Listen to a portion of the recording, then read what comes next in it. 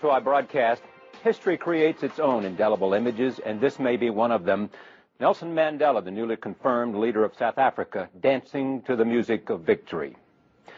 5 years ago, he was a prisoner on Robben Island. Yesterday, he stood in a Johannesburg hotel, the victor in a South African landslide.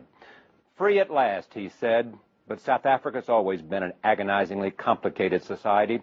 This was true under the tyranny of apartheid, and it unquestionably will be true under the new coalition led by the African National Congress.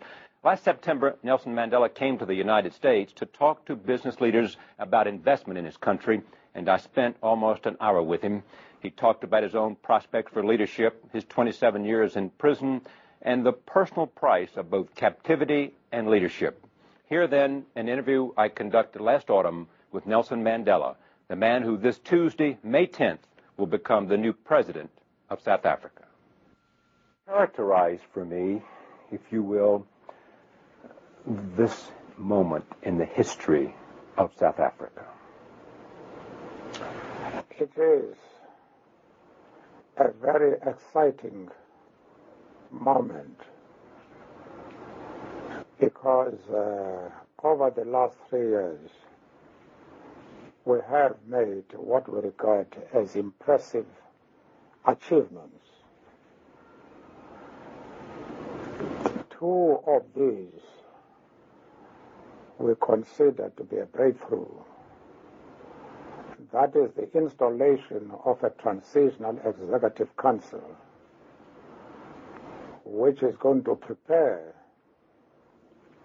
for the forthcoming elections and to ensure that they are free and fair, that each political party will have equal opportunity with all the others.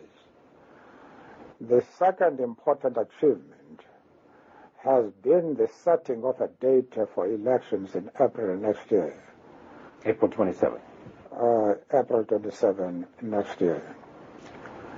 As we have pointed out before, that is not just a date when people will vote for a government of their own choice. It is, in fact, a date of liberation. That progress has made it possible for us to review sanctions and to call for their lifting. We are tremendously impressed by the response of the entire world.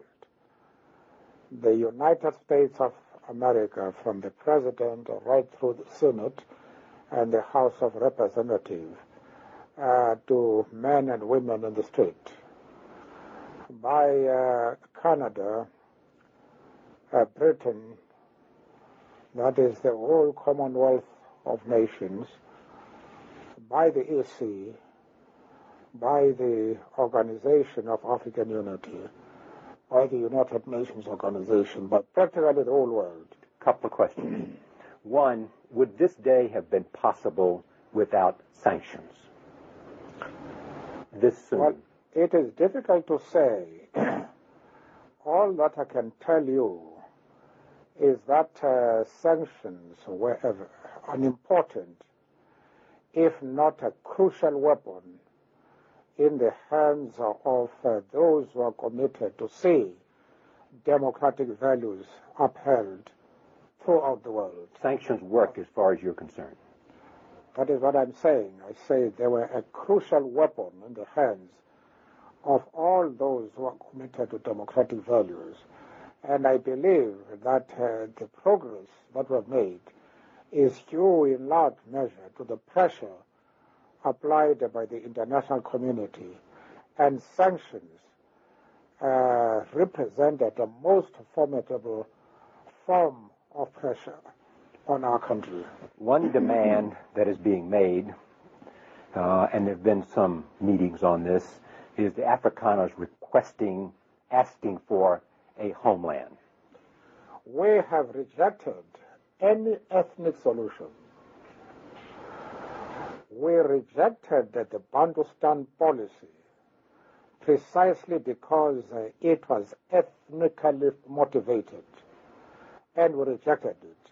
It'll never. We have now succeeded in getting all the homelands to agree to rejoin South Africa and be part and parcel of a country which is organized not on the basis of ethnicity. And therefore we have rejected the demand by the Afrikaners, by a section of the Afrikaners, for an Afrikaner homeland. Nevertheless, we have decided to compromise. We have said to them, don't put forward this demand because we will reject it without compromise. But we are keen to meet you. All that you need is to give us a map of the area where you want to settle. We are considering the question of region